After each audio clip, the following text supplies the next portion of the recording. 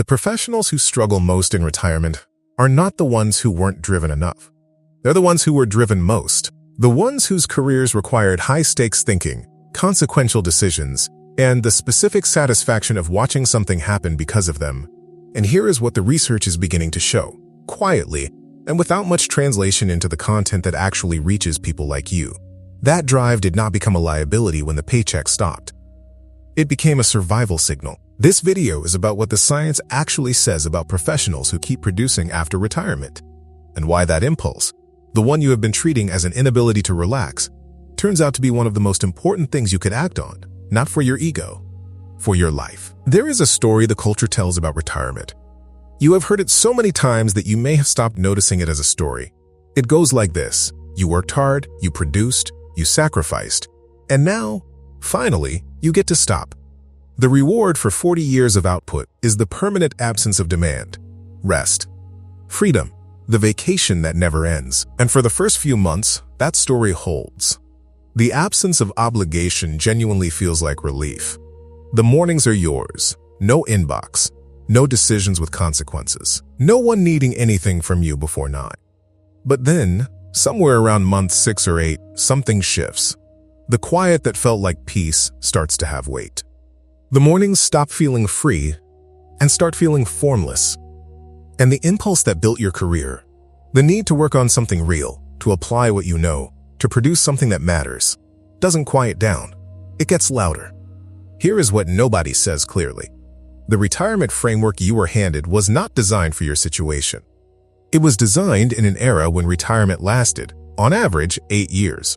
When 65 meant something biologically different from what it means now.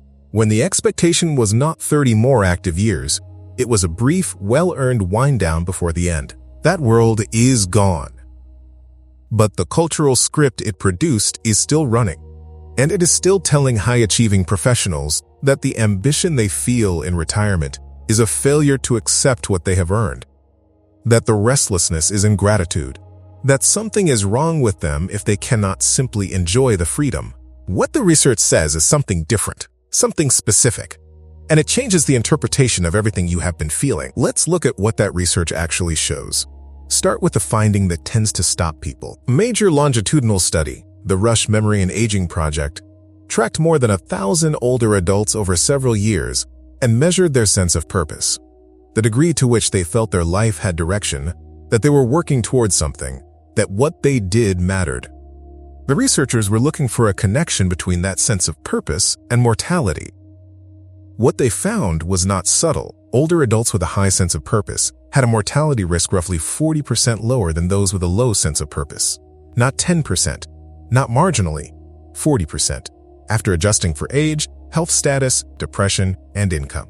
That finding has since been replicated across multiple large cohorts, including a JAMA Network Open study of nearly 7,000 adults over 50, which confirmed that purpose in life is a meaningful, measurable, and modifiable predictor of who lives and who does not.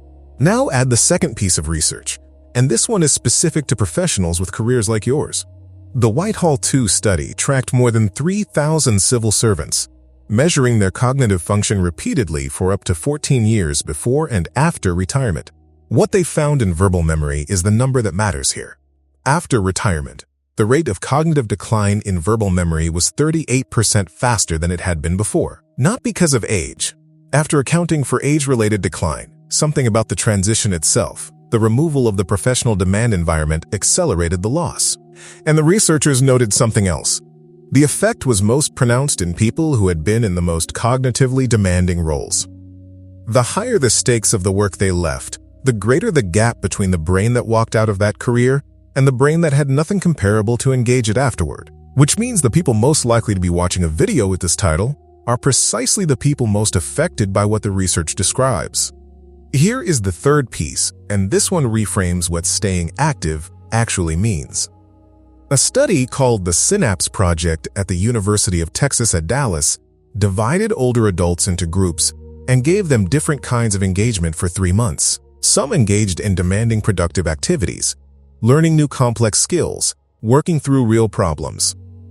Others engaged in low-demand social activities or passive cognitive tasks. The result was consistent.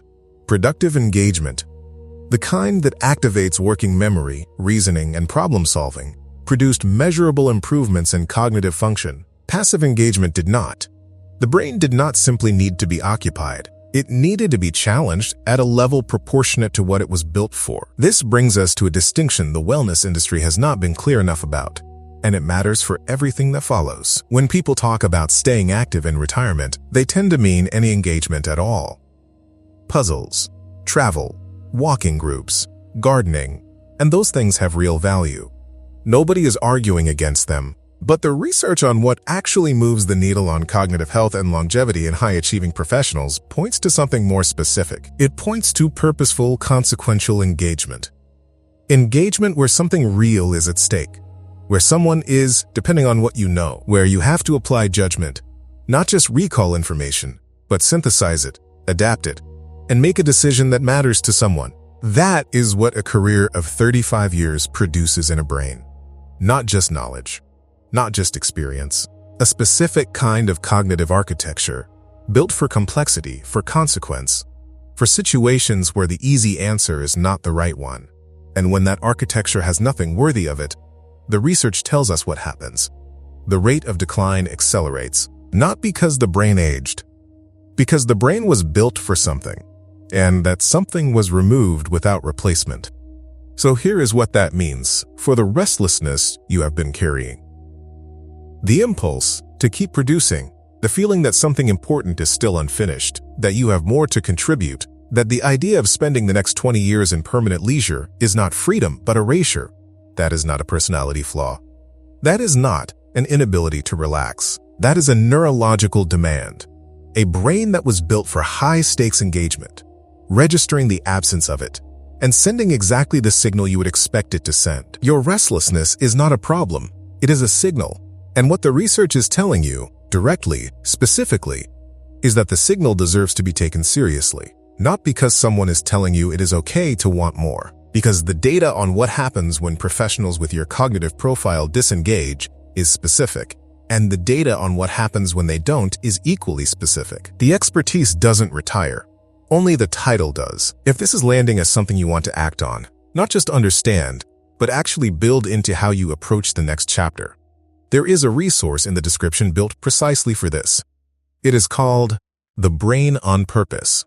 It is a science-backed protocol designed specifically for professionals navigating this transition, a structured daily framework for maintaining and expanding cognitive performance through the kind of engagement the research consistently points toward. The link is in the description and in the pinned comment. The question that follows from all of this is practical. If the research is pointing toward purposeful, consequential engagement as the highest leverage thing someone with your profile can do for their brain and their longevity, what does that actually look like? Because stay engaged is not an answer. It is the beginning of a question. Here is what the research is actually describing, translated into something actionable. The engagement that moves the needle is not volume. It is not filling the calendar. It is the specific quality of being needed, having something at stake, applying expertise in a situation where the outcome depends on the quality of your thinking. For professionals with careers like yours, the most direct path to that kind of engagement is not a hobby, and it is not a volunteer role that treats you as a warm body. It is making available what you built.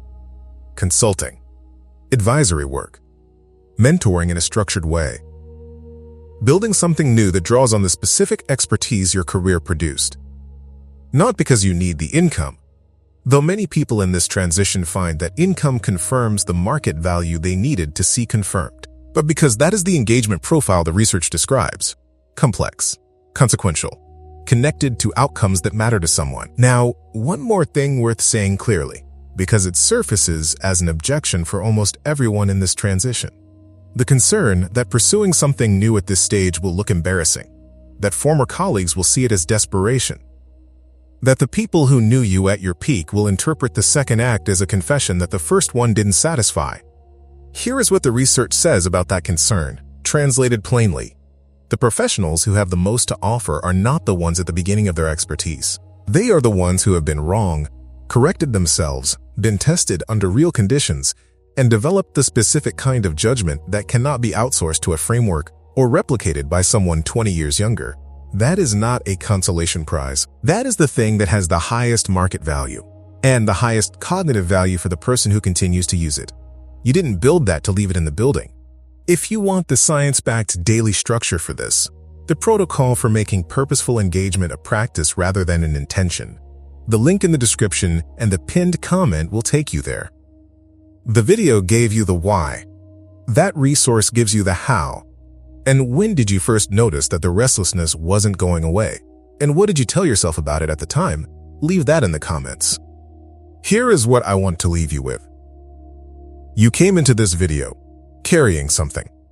A quiet interpretation you had made about your own experience. That the drive, the ambition, the refusal to settle into permanent leisure was evidence of some inability in you. An inability to be grateful, to accept, to finally rest. The research does not support that interpretation. What it supports is something more accurate and more useful. The brain you built over 35 years of professional demand does not simply stand down when the institutional structure around it disappears. It continues running the processes it was trained for, looking for complexity, for consequence, for problems worth solving.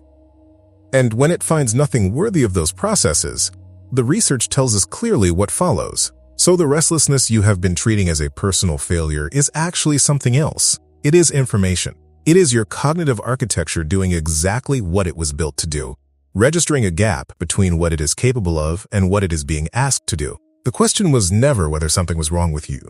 The question was always what the signal was pointing toward. And the answer to that question is not a diagnosis. It is not a verdict on whether your best work is behind you. It is an invitation to take seriously what 35 years of expertise actually built in you, to make that available to someone who needs it on terms that belong to you. Not because the culture is now telling you this is acceptable, because the research is telling you this is necessary. Your restlessness is not a problem. It is a signal. And the only question worth asking now is not how to quiet it. It is what it is pointing toward.